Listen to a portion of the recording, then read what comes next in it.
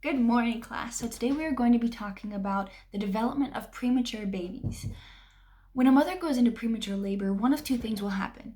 Either she will become panicked because she doesn't understand the situation and she doesn't know what to expect when the premature baby arrives, or she will be calm and collected as much as possible in a premature birth because she will have understood different things that can happen and medical complications that come with a premature baby. Our first point of discussion is bonding between mom and baby. And here today we will talk about how to be prepared for your baby when he comes premature, if he comes premature. So our first point is bonding does not happen immediately.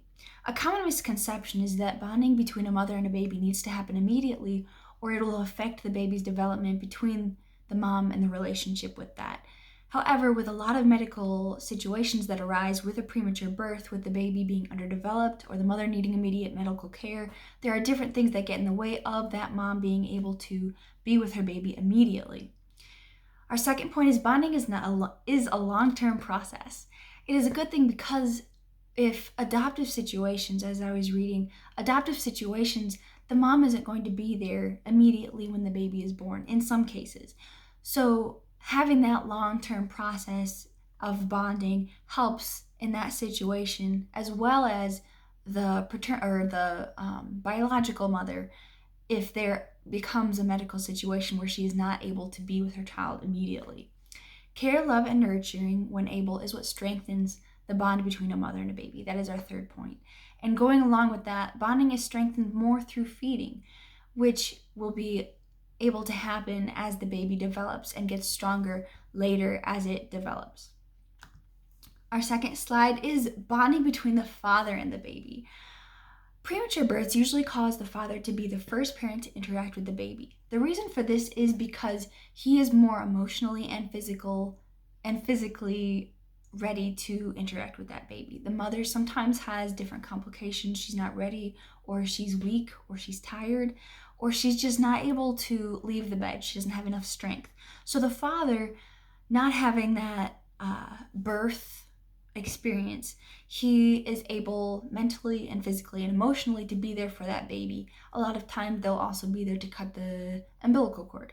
So the father is more emotionally able to be there for the mom and the baby as a support system. Another point going along with that is some premature babies have a closer bond to their fathers because of this, because the father is always there as the baby develops before it meets its mom or as it's being taken care of in the NICU.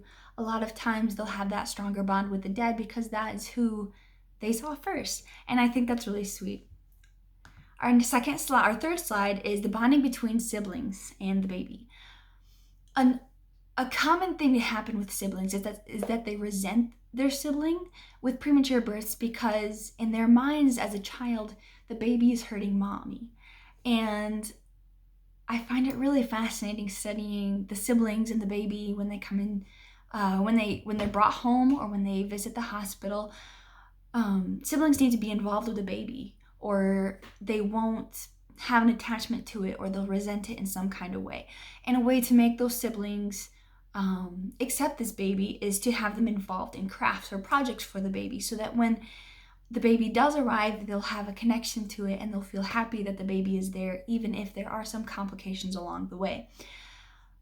When the baby is brought home or while it's being monitored in the hospital, another thing to watch for is their contact with the baby. Sometimes if the baby is not too premature, they'll allow young kids in the hospital or to hold the baby, and a lot of times the kids will hold it awkwardly. So just something to keep in mind is to watch the children as they hold the baby and make sure they're handling it right, and just keep a monitor on the baby and the child as they're interacting with them. Make sure they're not poking it too hard and they're being gentle with it, because it's a very fragile thing being a premature baby. Our second main point is the premature physical development of the baby.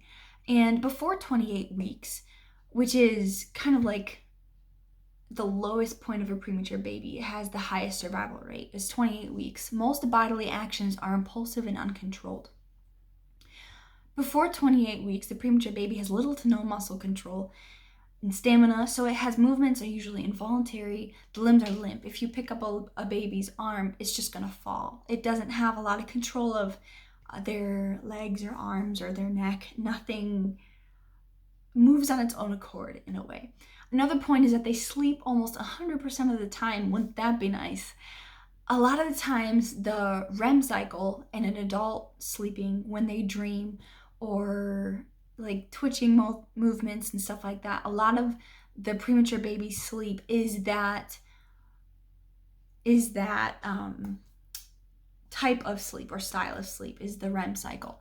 That's just a way to compare it, but it's called an active sleep. And as the baby matures, they lose more of that, and it's a very deep sleep, and that will help them grow.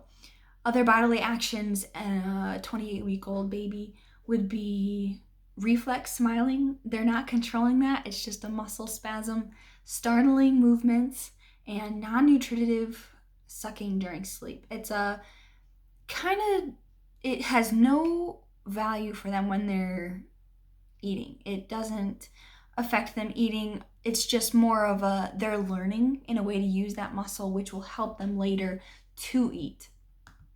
Our next point is by the due date, which is 40 weeks. This would be a premature baby, maybe at 28 weeks or later on that, and they have been born and they are now around when they would have been predicted to be born. So the baby is still significantly smaller than babies that would have been born at their full time, which would be 40 weeks. The baby's vision is also less responsive than a full-term baby. They can see different things, but they're not following movements. They aren't registering things they see.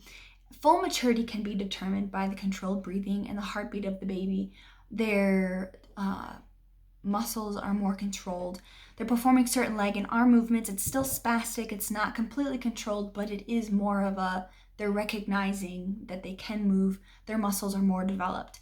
They're remaining alert and they're being awake more at the time, and they can consistently react to positive sounds. Our next slide here is the moderately premature born. This would be not 28 weeks, which is like the furthest point of premature birth, but it would be around 31 to 36 weeks. So it's still not fully term, but it's not worst case scenario of a premature baby. Their legs are less flexible than a more mature premature baby, but they can move in a more controlled manner. This would be more of after the baby is premature, if it's developed for full term. They have more of that developed sense of moving and stuff. There are more frequent periods to alertness where they are aware of their surroundings, and other characteristics would include their thicker skin, it's a healthier coloring, and their social smiling and weight gain. Their social smiling, I think, is adorable. They are more conscious of people, and they are more alert and aware of their surroundings, which allows them to interact with people more, and they aren't as nervous around different stimulations and situations that may arise with a more premature baby. Our next slide is feeding a premature newborn. A lot of times breastfeeding is always a do I, don't I situation, and breastfeeding is optimal, but a lot of times premature babies can't handle it. Breastfeeding too soon may result in weight loss because they are burning too many calories, and they will lose their weight because they can't either keep their food down, they won't have muscles strong enough to do that, or they will be working too hard to get that because a bottle is easier than being breastfed. A secondhand method to use the bottle would be to use a breast pump as a mother and use that breast milk in a bottle until the baby is strong enough to use the sucking motion regularly without losing their weight. The bonding with the mom and the baby at this time is definitely very special. It creates that more of a relationship and strengthens, kind of balances the paternal and maternal bonding between the parents and the mom and the dad. And our last slide is overstimulation and visitors. Premature babies are overstimulated and stressed by bright lights and loud noises, sudden noises, and constant movements. And a lot of times they'll be stressed out because there's too much going on.